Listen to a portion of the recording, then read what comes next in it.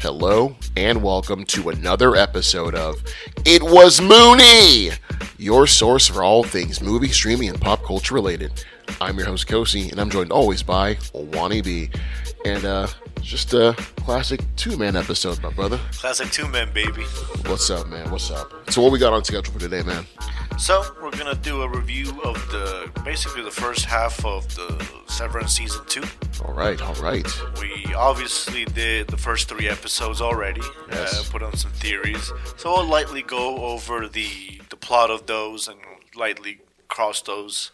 You can get obviously our thoughts on the previous episodes, the Mini bites. Mooney's Mini Bites. Now, this is not an official Mooney's Mini Bites. This is more of a full episode, so we can discuss the whole first half of the season. Yeah, it's not too many of a bite. This is a big bite we're going to take out of this. Absolutely. But it is going to be a little more focused on episodes 4 and 5 and kind of the fallout from what we saw the first 3 episodes.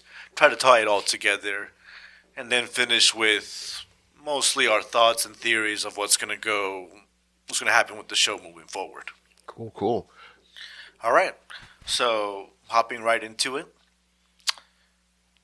First 3 episodes, again, we already kind of talked over this, but just a quick overview for those who might have missed it. We saw the fallout of Season 1's events, where the innies escaped, managed to get outside with the OTC procedure. Then, first episode was mostly dealing with the innies, the fallout the innies experience.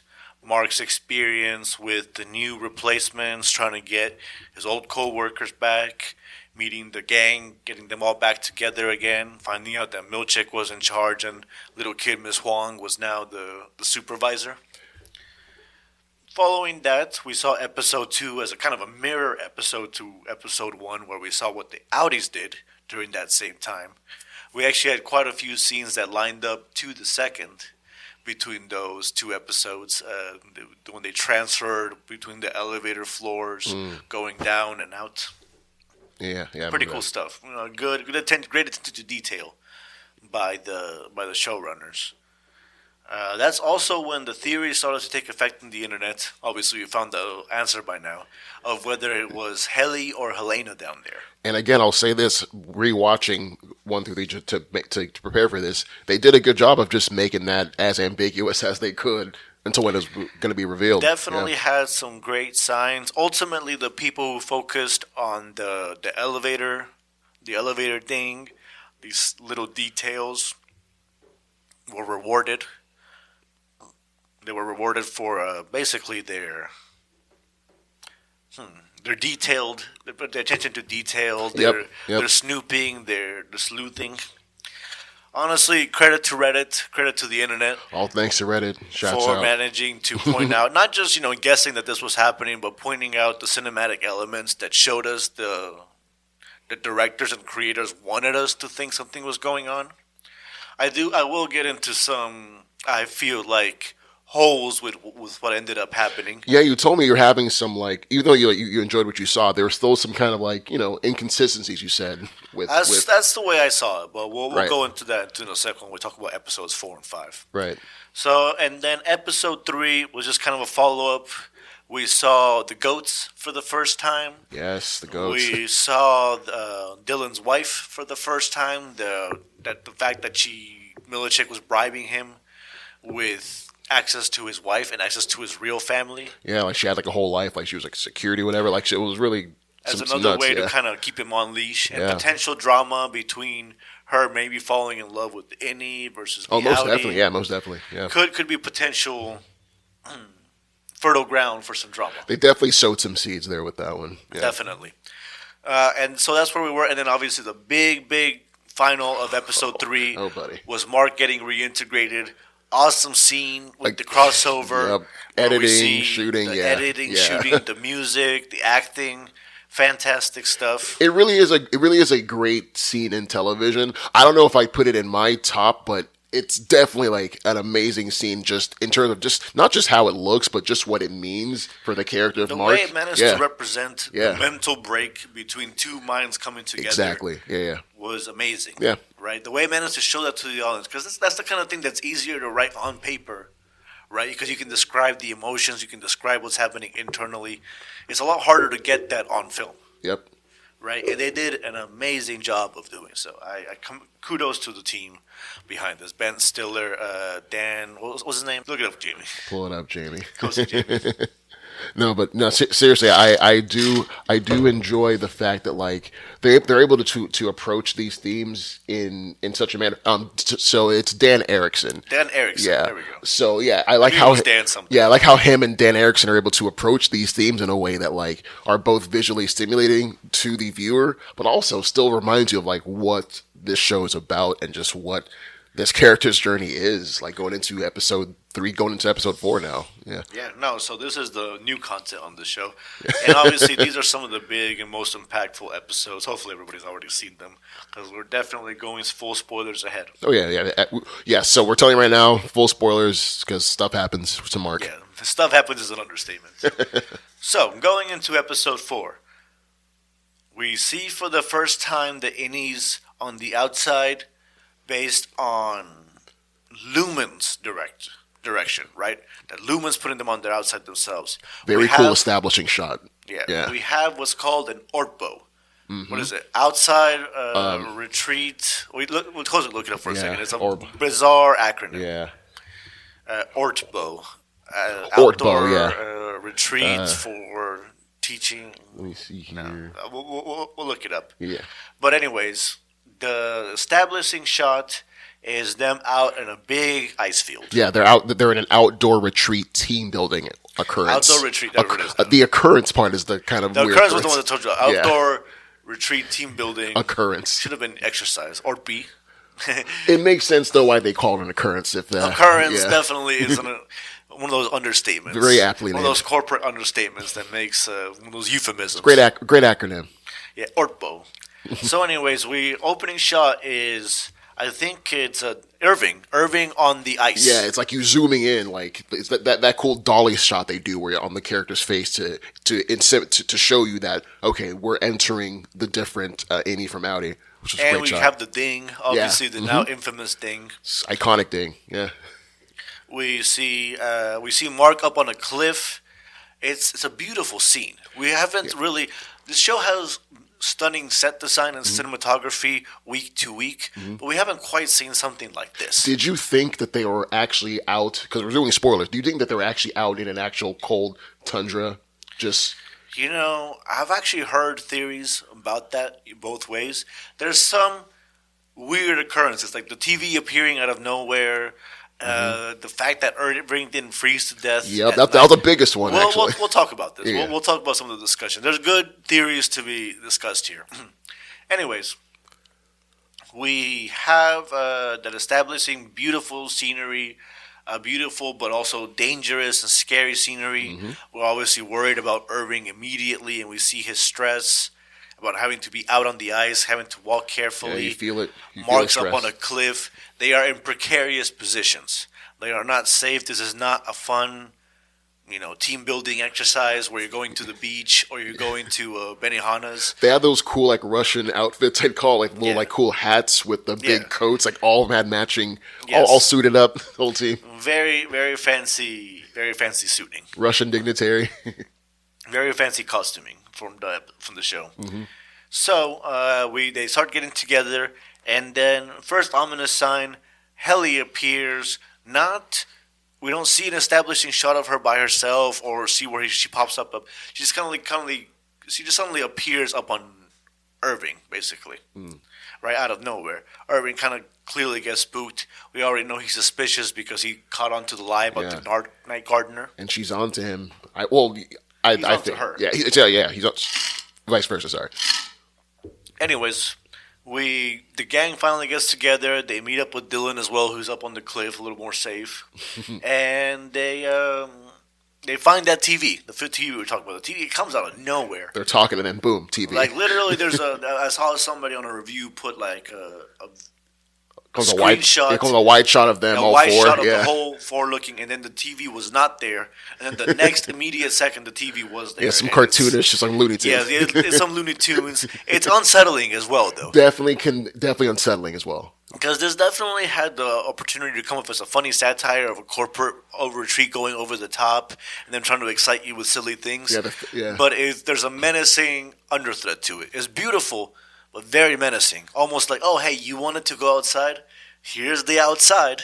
It is, and it's still very corporate. Like here, we're team building, but it's our kind of team building with acronyms and weird TVs popping up. Like there's always this weird semblance of like, it's not all right that's happening right here. Yeah, you definitely got the impression that they did not want them to take them to a nice beach to sip on Mai Tais with luau's, and you know what I mean? They wanted something that's like, oh, do I really want to keep going outside? This doesn't seem so nice. Yeah, cold, stark, like large expanse of just white. Like, here's where you are. Beautiful, though. Yeah. And of course, these guys have gumption, so they go ahead. So we find out that the plan here is that they're supposed to have a read through Kier's fourth guide manual, fourth manual. I think it's manuscript. called. Yeah, management guide, whatever you want to call it. Kier's fourth story of his life that it's secret and has been kept secret from minis. Obviously, we're not 100% sure how much is real and how much is them just trying to manipulate the innies. It always seems like it feels as though we're listening to an unreliable narrator. With all these that we're seeing, it just you kind of get that sense. It feels like it's on purpose, but some parts of me wonder if we're meant to actually take away, like, you know, there's more realness to this than it might imagine. Obviously, we'll get to the details in a bit. Some of it seems a little fantastical, but yeah. But yeah, so they go on, embark on this little quest. Basically, it feels like literally like a Lord of the Rings type quest. Where Lord of the Rings meets Star Wars Planet Hoth a little bit. Yeah, they're crossing. They're trying to find the MacGuffin, trying to follow the maps. Yep. They find twins of themselves, eerie twins. Evil doppelgangers that it's like pointing in the way. Yeah. And we're told that this is on purpose because the story, what we told is about Kier and his twin brother. Who is, what do you remember his name? Let me see here. Anyways, his twin brother. I can look it up. So, the innies march ahead through the snow and ice, trying to find out what's what. They come upon the cave where they find Kier's fourth manual, and they start reading through, finding the story. Yeah, like his evil brother Dieter Egan. So, as they're reading, they find out basically that Kier had promised to take Dieter out to the woods to frolic and be merry and be free of their dads. Most importantly, not focus on work and just, you know, basically be free and be happy and not have responsibilities. Yeah, be free of the Peter Pan dream, right? Live forever. Go out into the wilderness and explore and live out by yourself with no adults, right? So they go out there. Kier promised them they go out there, and they, you know, it's very poetic, old school sounding language, old kind of Victorian English-ish language-ish. But yeah, they kind of go out into the woods. The innies read about it, and then we read a very artistic retelling of basically the fact that at night Dieter Egan jacked off in the woods. Oh, that whole scene with Mr. Milkshake and his daughter playing the instrument around the fire. Yes, great scene, by the way. Great reading by the that actor again. I must get his name again because he does an incredible job. Jeffrey Tremell, thank you. Yes, incredible job he's doing. He's gonna be the next hot actor. He's amazing in this role. They're apparently looking at him to possibly play Kang, replace Jonathan Majors. Possibly put him in Mission Impossible. Would love that too. Put him in everything. So shouts out to Mr. Absolutely Tremell. amazing actor, and I hope he gets his flowers and he gets his shine going. Oh, he's forward. gonna blow up. He'll blow up. So, very artistic rendition of supposedly Dieter basically jacking off in the woods. It's easy to miss, honestly, from the way it's described, because it sounds like almost a beautiful artistic. It felt really Old Testament-y a little bit. Yeah, a little bit of an Old Testament kind of language, religious kind of language. It's Helly who punctures the solemnity of it when she says, "Oh, okay, so he jacked off." Is that a story about him jacking off? Kind of says what the audience is definitely thinking, like, what? Did the guy just... Yeah, no, it's a very descriptive way of talking about him jacking off in the woods, and how Keir was forced to listen to the whole thing. Yeah, just to add another layer of just creepiness. Just a gruesome scene for a young boy. So, moving forward, Milchek gets upset at Helly's kind of trolling and bullying, and he takes off. Miss Huang is sitting there playing this. What's the instrument called? This little weird. This weird aerial instrument where you play with your fingers. And it's not, and you don't plug it in either. It's just like you kind of. Yeah, it's a theremin. It's like a theremin, I think. I was wondering what that thing was. Right, I think they say the name of it. It's like a theremin or something. Yes, theremin. You kind of use like airwaves, whatever. Something about the waves. It's the eerie sounding. It's pretty cool sound. When you hear it, you know exactly what the sound is. You've heard it in songs before, in eerie sounding music and whatever. Right. So at that point, Milkshake, and Miss Huang take off. Then we have a scene of the four innies. Mark and Helly start kind of flirting, but Irving gets upset and starts calling out, "Hey, no, she's been lying to us. This Night Gardener stuff is bullshit." Starts calling her out, interrogating her. Mark kind of tries to defend her, but Irving says, "Hey, stop making Google eyes at her.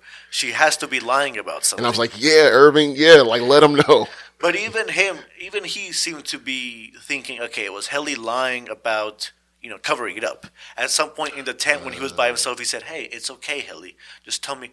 He did not seem to think that he was talking to somebody else. He still seemed to be under the impression that was Helly. Okay. And that, even he hadn't fully caught on. He was suspicious, but he wanted to just find out what happened. So you're saying Mark is still thinking this is Helly I'm talking to? Oh, Mark 100% thinks it's Helly. Yes, I agree. But even Irving still, I think, mostly thought it was Helly up to this point. But he was suspicious and knew something was wrong, but he still thought it was Helly. Gotcha. So in the middle of the conversation, he goes on, and at some point, Helly gets cold-blooded and says, "Hey, Irving's just upset because he's never going to talk to Bert again." Right? And on some level, it's probably true, but on another level, it's pretty cold-blooded. Dude, especially, with what we know. She does immediately try to apologize and feels bad, but she feels like she crossed the line. Irving was being a little bit of a dick, too, but the audience knows he's right, so it's hard to be too sympathetic towards Helly, right? Right. And then at that point, Irving storms off. He storms off and goes off into the woods to try to find Mr. Milkshake. It's Vision Quest. Again, at this point, I was not entirely convinced that he knew it was Helena, or if it was Helly, but I thought something mostly you're meant to think is ambiguous up to this point. Right. Then, two big scenes. One really big scene. What is shot like a romantic, flirty sex scene between Helly and Marquez. Yeah, it felt like it was out of like an late 90s romantic comedy, like when the two characters got together. Romantic drama. Yeah, when the two characters finally get together. Yeah, it's just like this culmination of their relationship, this beautiful sex scene. And in the meantime, we have a juxtaposed. Oh, that shot, like her hand. Yeah. Yeah, we have it juxtaposed with Irving going out into the woods and not finding anybody. His his lantern goes out. We're obviously now scared of him getting hypothermia, getting cold, getting lost. And I gotta add, like, again, the transition shot into Irving in the woods of her, like, them making love, and then her hand, at least you see Helly's hand just, like, kind of, like, caress, and the hand, like, there's, like, a dissolve into where Irving is in the woods. I thought that was really cool. That's it was. This, again, cinematography and, like, the editing of the always on some next level stuff there, yeah. But, so we see the rest of, this scene, and we freak out about Irving. And then Irving falls asleep just out in the woods and basically has this eerie dream. He sees Bert. He sees the what do you call it? The macrodata desks. Yeah. The numbers are all swirling around, kind of eerie, ghost-like. Yeah. Very creepy scene. And then we see a shot of the bride. That ghoulish, whoa, yeah. Which is supposedly what Keir met when his brother Dieter drowned, which is the ending of the jacking off scene. that Dieter drowned because he turned into moss and fell apart due to his sins. Is apparently the telling of it. Although some people on the internet, and I think my theory is too, that Kier essentially freaked out at his brother jacking off and killed him. He just drowned his brother. Out of just like... Because they talk about how the waterfall drowned out his cries. You know, like so nobody could hear him drowning. Literally, the waterfall drowned his cries. I mean, obviously, he didn't turn into moss and into a tree and stuff and fall apart, right? That's dumb. All right, so I mean, either Dieter didn't exist or very possibly killed Dieter for wanting to be free in the woods. Kind of a representation of, you know, Kier needed to get back to work and trying to kill his freedom.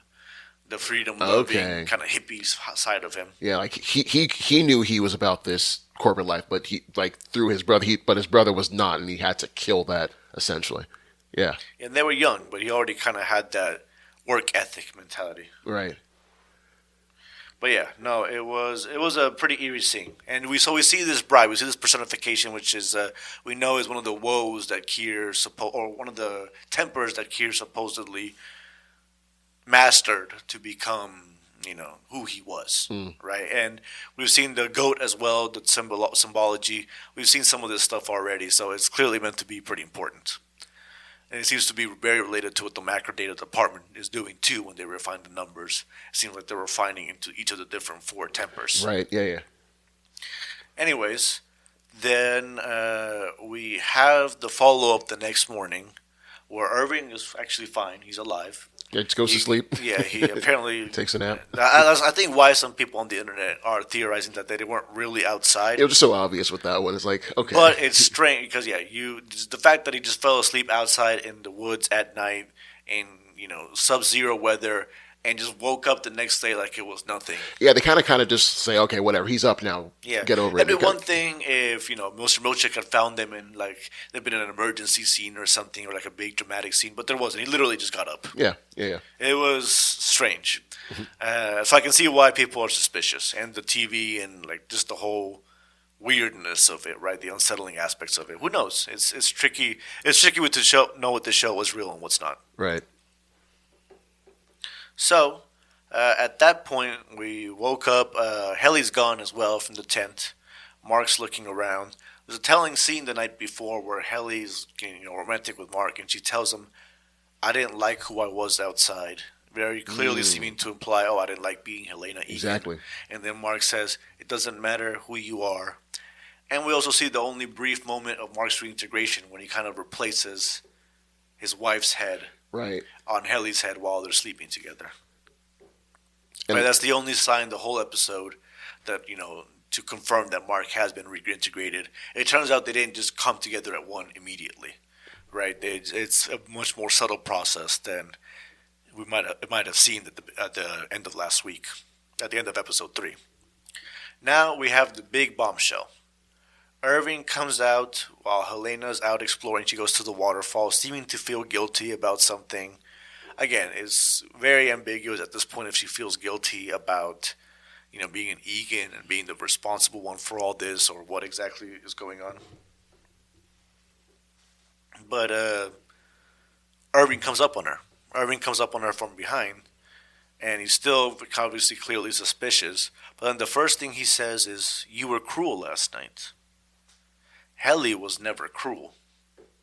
And that's kind of the immediate confirmation. Yeah. They had a little exchange the night before, which I kind of also I wanted to comment on a little bit. He kind of made her before she left. She kind of gave him these like squinty eyes, like it was almost like the other like Helena came out for a second and then had to retreat back in because she didn't want to blow her cover. But yeah, she was beginning to suspect that he was onto her again. So I like that whole like cat and mouse game almost that's being played between the two. No, definitely. And again, because if you were thinking it was Helly, this episode gave you a lot of reason to believe it was, and that she simply felt bad about who she was on the outside, right? Yeah. My theory still at that point actually was that they had kind of gotten to Helly and that they had warned her to basically behave or else that they had done something. You think it was an external force that made her change, not something internal that made her. Right, basically that Okay. somebody had come to her and was like, hey, we're going to let you back down there, but if you fuck with us, we know you like Mark S, so we're going to hurt Mark S. Okay, she's not doing this because she wants to. She's kind of being That was forced my to. theory. I gotcha. Okay. That was my theory. Okay. Out of curiosity, was there any point in this episode where you thought it was Helly, or were you sure it was Helena the whole time? This in her exchange with Irving at night in the tent. That's where I was like, okay, I can see maybe that this is her trying to play a little bit on the inside, but it was right there. Where you were like, you weren't sure which one it was? Yeah. They did a good job of being ambiguous. That's a great tent scene, by the way, between her and John Turturro. A strong episode in general. Yeah. And so obviously we get the big reveal where Irving catches her. He starts waterboarding her. Yeah, her, man. actually. It's actually pretty cold-blooded. You're like, bro, like, chill. Yeah, chill. to basically, not even really waterboarding. He's trying to kill her unless Milchick switches her drowning back on. her, yeah. He's that convinced he's right. Yeah. Immediately convinced he's right. Much like lots of Predators were convinced they were right. Helena was down there the whole time. And in a kind of eerie way, like, they were in a watered area. Like, the water was concealing her cry inside. Like, it was kind of a weird... Definitely a callback. Scary. Definitely a callback Scary to what callback. happened with Peter Egan. He switches it, and then the final scene of the episode is Mr. Milkshake saying Irving is going to be basically erased from existence. He's obviously going to be fired. He's not going to, they're not even going to have a memory of him. They're not going to have a retirement party. He's just going to be gone. Just erased. Entirely gone. Yeah. Very sad scene. Now, what this episode doesn't quite touch on, and frankly disappointed me a little bit on the internet, a lot of people seem to gloss over this, is that Helena raped Mark. Helena raped any Mark. It was sexual assault, not like, by some legal, technical definition. No, Mark was thinking he was making love to his wife? No, not his wife. Not his wife. No. But his girlfriend. Yeah, girlfriend. Sorry. The person he was falling in love with on the inside, the person he cared about most, person who he had known her entire life, right? The scene was shot like that too. Like, it was a romantic culmination of their love story. Mm-hmm. So Mark did not consent to having sex with Helena, the evil villain who's keeping them locked up and who's using them for work and who treated Helly as a disposable object to do her bidding. Yeah, I remember like a few episodes back, he was like, Helena was watching the video, Helly and Mark get close, and I said back on our mini bites, like, hey, she's watching that and she doesn't like that. She wants to experience that. She knows she can't, and now she sees a way to get in, and it's just nefarious. That's one theory. I saw actually multiple people saying basically along the lines of like, she wants to experience her first signs of human connection and freedom. Just do human stuff. Which kind of made sense, but then they, had her rape Mark. Which is, when she got that freedom, what did she do with it? And that just proves how honestly, I was going to be disappointed in the show, I'll tell you right now. I was shocked for a while. I was going to be disappointed in the show if the direction they took was that they would to try to humanize Helena, to try to act like, she was just falling in love with Mark, and I could see that though. I could see it. I could see some shows doing that, but they would be bad shows because that was sexual assault, and just because it's a woman doing it to a man does not suddenly make it okay. I even saw some comments along the lines of like, "Ooh, Mark got busy last week." Like, no, man, Mark it's assault. is going to be traumatized. Yeah, it's assault. He's already having the confusion about how his Audi has a wife that he's supposed to be looking for. Exactly. And there's already that love triangle kind of element to it. And now there's this entirely external element that he's entirely the waters. unaware of. Yeah. Also, it's a bad look for him, too. Not to victim blame, but suddenly he's like, okay, you couldn't – even when Irving was warning you that something was wrong, you you couldn't tell that you were dealing with somebody else. You couldn't deal that it was Helena Egan Again, not Helly Egan. he was in love with Helly. He was enamored with Helly. I can again, not to say it's right, but I can see how he would fall into that. Like let me put this analogy. Like let's say you had some evil twin that lived back in Nigeria, right? Mm-hmm. Obviously, evil twin sounds evil comical, cozy, but just like evil Nigerian looks prince. exactly like you, but he's a piece of shit, right? Uh-huh. And then you go out on a business trip, and somehow he finds out about it, and so he swoops in. He sounds just like you and stuff, and he manages to fool Tanya and your girlfriend, and like sleep with her and all this stuff. Mm-hmm. Like you're not gonna. Isn't there some part of you like, oh my god, what the fuck, babe? But also some part of like, you couldn't tell it wasn't me, right? Yeah, like, we're not the same person. It's. I kind of almost see it as a scenario where like you're on top of the buildings. Hey, shoot my evil twin. No, shoot him. He's the one with the gun. It's almost like that. Like you can't tell between me and the mustache. And it's like mustache. It's like a whole. It plays on the themes of identity, okay, I see what's that. real, but it's also again just this kind of fucked up element on both sides. Okay, right? Like, oh, hey, I got assaulted, but also the person I was supposed to be in love with now is thinking, oh wow, you couldn't tell that was the evil bitch who's keeping us all down trapped here. True. I still think yes, he couldn't tell, but I think still what she did trumps it all. Like she didn't have to do that. Absolutely. Yeah, that didn't have to happen. But it adds that extra element because now Helly's hurt. Yeah. Because now Helly's hurt. Yeah. And so we start episode 5. I forgot about Helly in this whole scenario, actually. Yeah. So we get episode 5, and we're dealing with the immediate aftermath. The fallout, yep. First with the board and Mr. Milkshake. They're obviously upset. And obviously with Helena, they're actually telling her. So, and this is honestly where it slowly, I'll get into it in a second, but they basically tell her, hey, we're going to send Helly down there. It's like, but no, she almost killed me, and then this guy Irving almost killed me.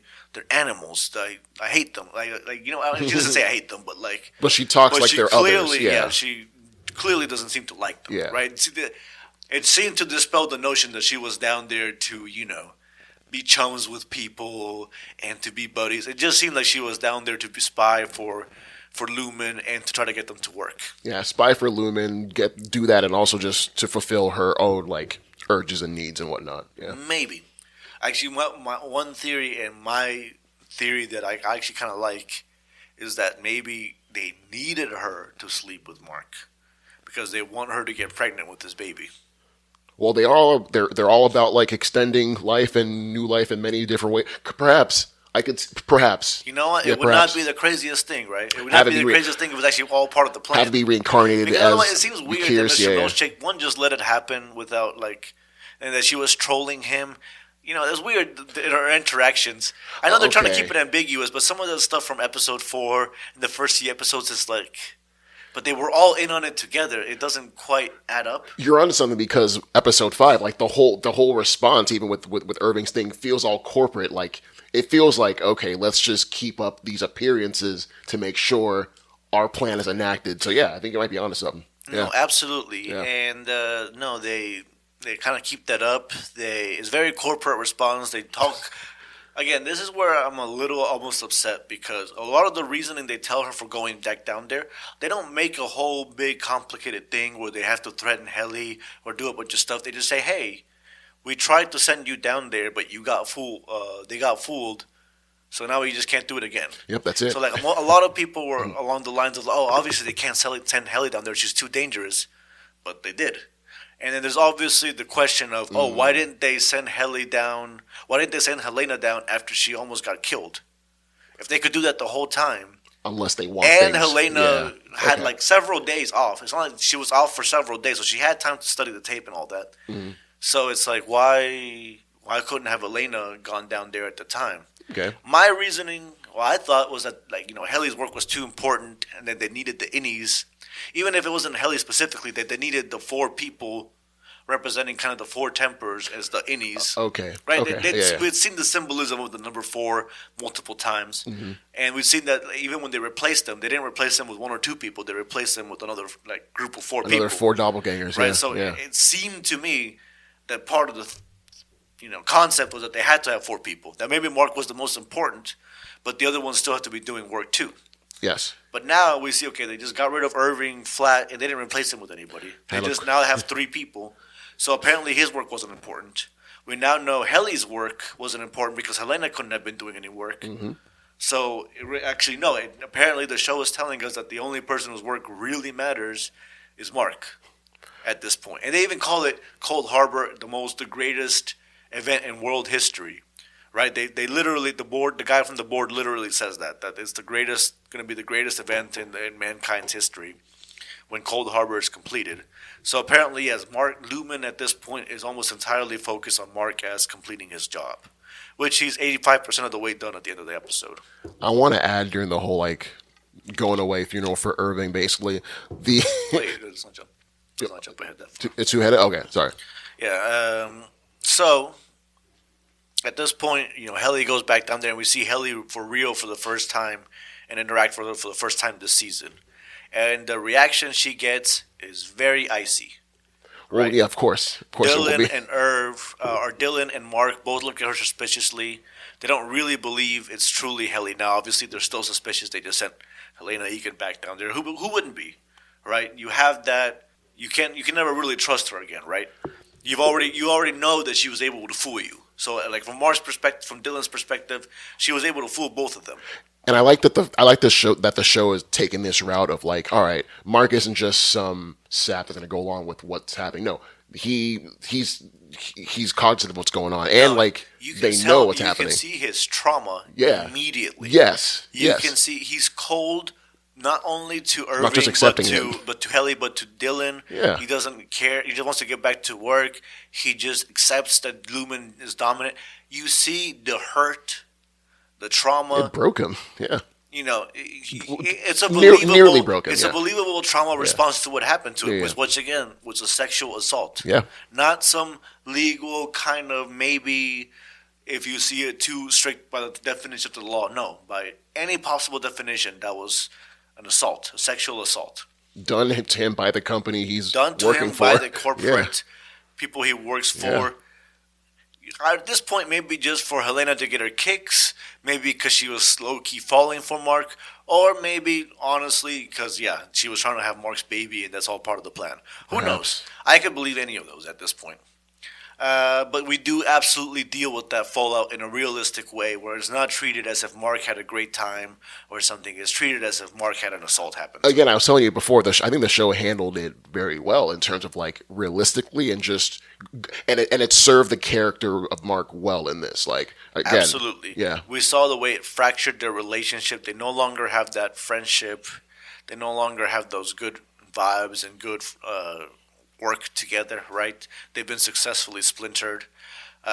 We see that there's only 3 of them now. There's no fourth person coming. They even rearranged the desks desk in a 3 to be formation. Kind of a three-way star-looking thing. Helly kind of tries to catch up and go back to the way things are, but Mark is acting shitty towards her. Obviously, being suspicious. Dylan's being shitty towards her. Mr. Milkshakes makes some excuses about how Helena Egan was just trying to live among the troops like Swedish kings of old. Oh, okay. Yeah. Oh, that's the way you put it. Yeah. Yeah. That was his whole spiel. And then so very big trauma. And then that's when we get to the funeral scene, where they have a fruit version of Irving's head. A watermelon version of Irving's head brought out. John Turturro's face. Some cups, with John Turturro's face. And they kind of mourn Irving. Dylan gives some touching words. Yeah, he did. I like his eulogy, Yeah, Mark just wants to get back to work. He's upset. He's clearly very upset. Is a running theme. Helly tries to chase after him and convince him, no, hey, it's me. It's not my fault. I wasn't me that did that. Sucks, man. It's not me. But for him, it's like, hey, I got assaulted, and also she has that question from before.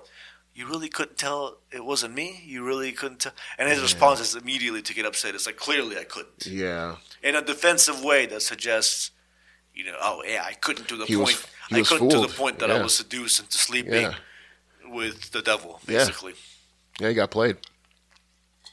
Literally the show's version of the devil, right? For the innies. As far as the innies are concerned, that's basically their Satan, who's keeping them down in hell. So, we have to deal with the fallout of all that. And then we deal with the fallout of Mr. Milkshake having a performance review, right? Oh, yeah. And this is, again, where the show is such a great corporate satire. Does such a great job of taking the corporate world. If you're familiar with performance reviews in the corporate world, this is basically that turned up to a sci-fi 11. Concentrated version, Right? even down to saying, "Hey man, fill out what you want to eat for lunch."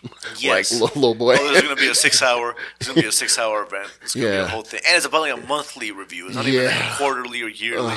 It's a monthly. Goodness. So some of the things that go like in classic corporate bullshit. Oh, he uses too many fancy words and he puts paper clips wrong. Yep. In the big journal they gave him, they actually talk about the card he lost in season 1. Oh yeah, that was okay. Yeah, Okay, that's what that led was. them to discovering that the okay. OTC was a possible thing. That's how okay, they that's what that discovered it. So was. they blamed him. That's part of what they blamed him. If you pause and read closely on the journal. Okay. But obviously the main thing they want to talk about is that one, it turns out all the little reforms that was seeing the hall passes and the Orpo and all these other things, it was actually Milchick's idea. Right? And he tries to take part of it. He tries to say he's not Harmony Cobell. He's not trying to, lash them out like slaves. He's trying to treat them. He's trying to treat them like people. Me and Kosi actually have a theory going on that there's more to him that meets the eye, and that he's not going to end up being a final villain. Yeah, it could be one of those sleeper agents. We'll see. We'll see. I hope I'm correct on that. But he could be working for the CIA, Yeah. FBI, rival company. He also tries to have another moment of racial recognition with Natalie right before going into the their performance review. scenes are. I forgot the actress' name, but their scenes are always fantastic in the last Both episodes. of them are amazing actors. The way they act with their eyes, such subtle movements. Her eyes, in particular, are just gorgeous. Yeah. Yeah, no. It's subtle facial movements that give away their entire inner thoughts. It's like two people that know that they're part of the cog. They hate that they're cogs in the system, but they just gotta do it because they gotta. And she in particular wears that on her face when talking to him. It's just great. It's great. No, absolutely top-notch acting. Yeah. Top-notch, again, just a corporate satire, living it as a black man in a corporate, trying to rise through the corporate structure as a black man. Yeah. The difficulties that come with that. Or even if they promote you and give you special permissions and stuff, there's always different standards. There's always certain awkwardness. There's always something else you got to deal with. Pandering, microaggressions. You gotta deal with. Yeah. Just is never quite feel at home in part of the big boys club. Right. But yeah, so at that point, we're going back down. Another interesting scene as we see Dylan discover that Irving has left him a clue Inside the directions to where the training floor, the elevator to the training floor. Very, very detailed directions. Which actually I forgot to mention the opening teaser was showing somebody coming to the O&D team, picking up some dental equipment, it looked like, and taking that to the training floor. Yeah. We never see the guy's face. Yes, he's shot from afar, obscured I'm face. not sure if they revealed the actor's name, but obviously he immediately goes to the training floor and goes out the elevator. Remember that in the beginning, we never see him again. It's just a little teaser just to let you know that that's happening. Oh, okay. Right, just to let you know it exists. To back up when we saw her Right. talking to Irving about how that was happening. That somebody was right. taking it to she called it the exports hall. Exports. Yeah. So Irving's last words were "hang in there," man. which were the words on a poster in the break room. Yeah. Where Dylan was holding on to the two. It's a recreation switches. of the recreation of it. The recreation of him holding on to those two switches when they did the OTC in season 1. It reminds you of those. Remember that "hang in there" cat? Yes. It reminds you of that. I don't know if that was a straight up callback to that. It might have been. But then so Dylan figures out, okay, hang in there. And then he reaches behind, finds basically the directions. So now the innies have the directions to the training hall. Very complex directions, but now they can find it. Yeah. Right? So obviously big setup for what's going to happen in the back half of left, season. right, left. A bunch of left, rights. PlayStation 2 code. Yeah, basically. And then another big scene we kind of finish mostly with the innies at this point. Other than we see, before that, we see Audi Irving deal with the fallout of being fired, goes to a phone booth, talks to somebody. Apparently, he was trying to get his innie to do something. He was trying to get seems to be spying on Lumen, trying to find out gather what intel. they're doing. We don't really know at this point, but he seems to suspect they fired him. He doesn't really know the full details, obviously, but he seems to suspect he was fired because they caught on to his innie doing something. We don't know what. And then, finally, Audi Bert, goes up and talks to him. He's been following him. Turns out, obviously, Bert caught Irving yelling, knocking at the door at the end of season 1, yelling, Bert, think I don't see you? Apparently, Bert's husband got kind of jealous because, some guy showing up in the middle of the night, yelling your name your husband's in name. a way that clearly sounds like they need you and like they're important. I don't like the sound of it. Yeah, apparently ruined the vacation with his husband. Oh, that's what ruined it. Yeah. Apparently his husband said no to the vacation because of course, thin ice. He's on thin ice, sleeping on the couch. But he actually invites him for dinner to get to know each other. And Bert, again, played by the incredible Christopher Walken, I gotta say. Walken. And you gotta give him Christopher Walken because he plays innie Bert and outie Bert so differently. Yeah, man. Same with John Turturro. They're completely different personalities. Yeah. They do they're tremendous actors, but the way they play two totally different people who inhabit the same body. Yep. It's the acting we see in this series is totally top notch. It would definitely hurt the series if we didn't have that acting. Yes, and it would be very clear, because you need to believe these are two distinct people, because they are distinct, but you have to make us believe that. They have to sell you that they're two totally different people. Yeah. They're not just the same people with just they're missing some memories, just a cute little science gimmick. No, they're different human beings, right? In every meaning of the word, right. They're mirrored images of each other, but still different. So, yeah, they get to know each other. We're going to get to basically find out what happens with, see if there's any suspicion, see what Irving's up to most likely. Especially now that Irving's not down on the server floor. We're not going to likely see any Irving too much more, I feel like. Unless he gets reintegrated, maybe. That's the only way. But there's a way he could come back. We'll see. But he's effectively dead, quote unquote, in terms of the OTC technically still exists. Yeah. Although maybe they removed the ability for that to happen when they fired him. I'm not sure. Oh, he lost his privileges, OTC privileges, basically. Oh, they just took off the ability. They just took off the switch that would allow that to happen. Right. Same thing. Yeah. Maybe. We're not sure. There's a good chance we see more of Indy Irv at some point, but it did feel a little bit of a death scene at this point. We see Mortem and everything. Definitely felt like it, yeah. And then, kind of the final shot of the season is Mark. He gets to 85% on the Cold Harbor file. We see more of the glitches with the reintegration glitches. Yeah. Not too much, just kind of disappearing subtle picture. Ones, a little bit, some pills, I think, that he's taking to stay healthy. Ragabi's actually staying at Mark's house, doing treatment, kind of following through. Then, he starts to go outside, and that's when Milkshake comes in, and now it's more asshole Milkshake. He's kind of done with the niceness now that he got let's cut the bullshit, bro. He got told off by several people. Yeah. Basically, hey, stop treating them like people. Start treating them like the objects they are. Like cogs in the machine that they are, yeah. Both Miss Huang, the little girl Miss Huang, and the boss. It's like, hey, you're being too nice. Your kindness reforms are bullshit. Message is, get him in line. So the final scene of the season is Mr. Milkshake confronting Mark right before he leaves. A few minutes early, trying to cheat the system a little bit. 5 minutes early. Well, we've all been there, right? Trying to leave work a few minutes early. It's 4:55. Yeah, 4:55. It's about that time. So, Milkshake comes in, gets very up close and personal to Mark. And, basically starts threatening him and very importantly tells him, oh, did you tell Helly you fucked her outie? In very graphic terms. Again, reminding us that as Mark got assaulted, in some ways Helly would have to live with the knowledge that the person she cared for and loved slept with her body while she was unconscious. Right, it wasn't really her. And wasn't able to tell that it was an entirely evil bitch version of her. Yeah, many layers of just messed up with that one. Yeah, so it's fucked up on all kinds of layers, and clearly it's heavy on Mark's mind. Now, he goes back out. We see that Mark has Ragabi in his place. They've been staying together because he's helping with the reintegration.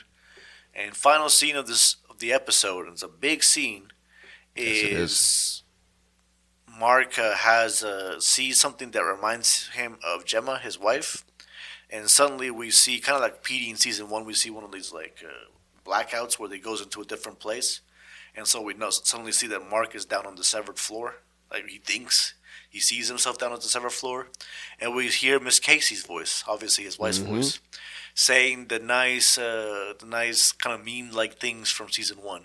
Your Audi is a kind person who likes talking to birds. It's those assurances again. Yeah, those little vague assurances. Your Audi likes stargazing. Yeah, you're right. And is a kind and is an awesome person at work. You know, just like vague thing, but it's a very kind of moody. Mark kind of searching. You can tell it's his wife's voice. You hear him. It's real heady. Echoes of these like wellness sessions. Yeah, super that heady. Miss Casey's had, and then last scene is he turns around, sees his wife. Like cuts back. Yeah, she's there. Cuts back and she's only been saying these things. Cuts back to real life. Tears are streaming down his face, and we know he now has the confirmation for sure. Yeah. You know, he's seen his wife. He knows his innie has seen his wife. He knows his wife is alive. It's been a theory. Ragabi told him that it's what's happened, but now he knows. He saw it for himself. Such a powerful scene, man. Incredible again. Such a powerful scene. Just like episode 3. Absolute amazing cinematography, shot design, set design, the way they set everything up, where you know he's hearing his affirmations and you know it's Miss Casey, you know what's about to happen. The emotional impact, obviously, of everything that's going on. Now, this is Mark, not Marquez. This is Mark, Mark having his emotional crisis of truly knowing his wife has been alive this whole time. Just breathtaking character work, man. Breathtaking analysis of the themes of identity, of corporate, dominion over people. This fucking corporation went so far as to rape one of their employees to get him to work more efficiently.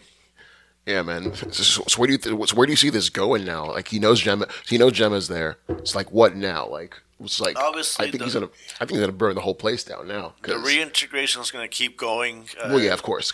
At this point, I don't think that Mark knows he's being reintegrated. That's also the other thing too. That any Mark is still in the dark about that. So he has more trauma coming still, and I think some of that trauma is gonna bounce back. I think they're mutual traumas. They're going to cross the streams. Exactly, and that's what cross the streams. And when they cross, that'll be the inside incident to make him be like, all right, I gotta either. We've already seen Mark coughing. We've already seen a couple of times Mark coughing, kind of like Petey did. We've already seen Ragabi admitting that it's not quite an exact science. Him drinking some weird egg-like. You know, the thing he drank from the juice. Yeah, it was milk. I believe it was milk. I don't know. It had some weird. It had curds in it. It had something in there. It looked like egg drop soup. Yeah, describe it as Yeah, it looked like egg drop soup, like he was just drinking raw egg drop soup. I don't know, man. It looked weird. It's unpleasant. Yeah, very unpleasant. Probably seems to be part of his medication for the treatment. It's just the reintegration process. Yeah. It seems to be. Well, Mark points out, and we've established that reintegration does not seem to be an exact established science that she's done a bunch of times successfully. Yeah. Her one previous story ended in death, and I think that hangs over deep down, we know they're not going to kill Marquez, but there's a good chance we're going to see some health issues, some drama, some suspense. They're definitely setting it up with that. So, yeah, I'm curious about that. Moving forward, I'm curious about that part going in. Next season. So obviously the biggest storylines that have to be answered. One, what exactly is Cold Harbor? Yeah. We know it's related to Gemma. It's at 81%, not 85. At the end, it got to 85%. 85%. Yes, sorry. Yes. When his mind glitched is when it got to 85%. Yes. Making, obviously, I don't know if it's connected. It's hard to tell. I think it obviously, is. Obviously, some things, again, with the Helly and Helena thing, there's just some weird things that happened there. One, it seemed like they could have sent Helly down the whole time. And the argument for doing it now was literally that, we can't risk Mark finding out again. But then they risked finding out in the first place. He still ended up finding out, yeah. Yeah, and if they could have they were able to force Helena down, or Helly back down there, or Helena to send Helly back down there after Helly almost killed her. And they're able to send her back now again after she almost died a second time. Yeah. So why didn't they send her in the first place? it seemed I kind of want to criticize the choice because it seemed like that was mostly done to set up an ambiguous twist than it was done to as something that made sense within the characters and like what was going on in the rest of the story. You think it wasn't serving the story, you think, I in think a it way? would have been better if they had just cleared it up to the audience and played with the dramatic irony within the show so that we had clearly Okay. established. We might be wondering exactly what she's up to, but we wouldn't be wondering if it was actually Helly, right? Right. Like Right. there's a way of looking at the show. The first few episodes was like, oh yeah, I'm watching the Helly and Mark, rekindle their romance and kind of follow up on the kiss of season one. I'm watching their exploration of what's going on and the follow up, and I'm watching Helly, be suspicious, because she's an Egan or something else is going on. Hmm. But no, actually, no. I'm watching Helena down there, and it's still not. I'm still not 100% sure what her goal was. I'm not sure if she slept with Mark because she got the hots for him and decided to have fun, or if she slept with Mark because it was part of a grandmaster plan, or because she thought it would help him get to work. I think she slept with him because she had the hots, but now she's realizing, oh, I have to enact this grand plan. Having the hots for him probably Again, wasn't it did not part seem of like she the was plan for that. sad that she wasn't going to get to go down and see Mark Oh, again. of course not. Yeah, It seemed more that she was upset that Helly had to go back down. yeah, it was kind of an inconvenience there almost. Yeah, no, it did not. Again, she did not seem like she had warm feelings for him. I don't know. It's just weird. Like a schoolgirl crush for someone who's 40 years old to act. Maybe she's led a somewhat sheltered life. I think that's also why too. We don't really Yeah. actually. We don't have confirmation that she's led that sheltered life. I think she was sent down there to spy, get Mark to work. I think that was the entire purpose, Okay. seemingly, of what happened. And then they sent her down there because she convinced them that she was going to be able to trick Mark. Mm-hmm. And then I don't know if she got carried away or if she meant to rape Mark.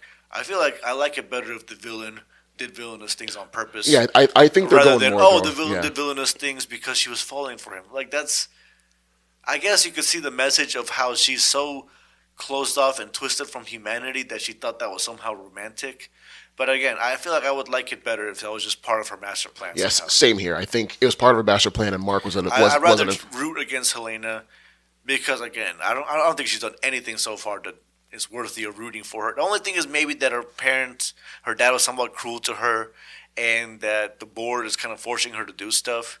But I don't know. I don't feel like that's not enough to make her have sympathy, considering how fucked up she's been otherwise. Like her own actions have been fucked up. Even if she hadn't slept with Mark, she had just kissed him, and then been like, "Mark, I have to tell you something." And then I don't know, Milchick had busted in the tent or something, and then they had revealed it later the same way.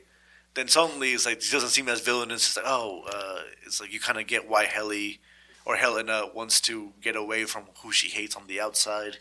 And a phrase about how she didn't like who she was on the outside suddenly makes more sense. But now it just seems like she was trying to manipulate Mark. I don't know. It's tricky.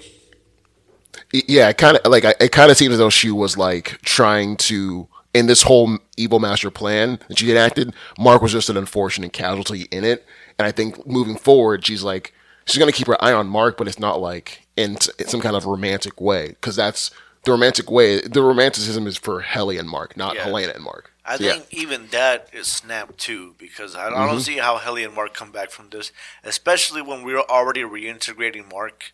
We're already beginning the process of it, and now he has to find his wife. It just seems like the kind of thing where I don't know. I don't see how you come back from that. It was too traumatizing. I don't know how Mark ever is going to fully trust Helly again. No, it was an important moment in their relationship, and it's gonna show the fracture that's gonna be important moving forward in the next season. The fact So, yeah. that Lumen seems to have successfully fractured the camaraderie they had together, and they're all now splintered and doing their own thing, and that Mark seems to be working just out of some sense of rage and impotence and just not knowing what else to do. It seems like the plan worked. Yeah, it makes him Mark the perfect worker for them to do their bidding now. Like they've broken him down, they've taken all of the stuff away from him. Now he can focus and be laser focused. And we're going to see a different Mark, I think, going into the next season now because of what's happened. I think he's going to set up a different kind of we're going guy. to see the reintegration start kicking into speed. Oh yeah, To where Mark S is going to start realizing he's getting reintegrated. I'm still curious what's going on with the MDR It seems clear now that what is most that? that Yeah. it's not entirely important what they're doing, all of them, but whatever Mark is obviously important. But I still have the theory that maybe what we're seeing on the screen, the numbers we're seeing on the screen, isn't really what's on the screen. Or I mean, at this point, I would honestly be like the same way the Orpo, seemed like it was fake. Yeah, that like, construct. Yeah. Yeah, it seemed like it was a construct. Hey, what if the whole thing is a construct? I think so. I think there are a lot of things like that allude to that fact that like that's this is what Lumen is doing. This is all a big testing facility for them to figure out what works, figure out like Kira's whole message, But try to see it through. So yeah, is that his wife was down there, and we know it was his wife, and she didn't notice anything. She obviously didn't like see totally different things, and she physically interacted with Dylan. So I don't know. See, it still could. Yeah, it's still tricky. could be. Yeah, like the wife definitely, but I still think it's still Kira trying to make sure that like whatever this dastardly plan gets enacted, and We doesn't matter obviously who. haven't seen Luma's grand plan, Of course, or yeah. Cold Harbor, the whole thing. Yeah. It seems like at some point we're gonna have some kind of meeting with Kier. Oh yeah. Like they're trying to bring Kier back. My personal pet theory, and I don't know if the recent episodes have supported this or not, is that they're trying to recreate the conditions by which Kier was forged. Right? Oh yeah. Yeah. They're yeah. not just trying to like clone him. They're trying to be like, okay, Kier was this hard worker who met his wife, working, and who did all these great things.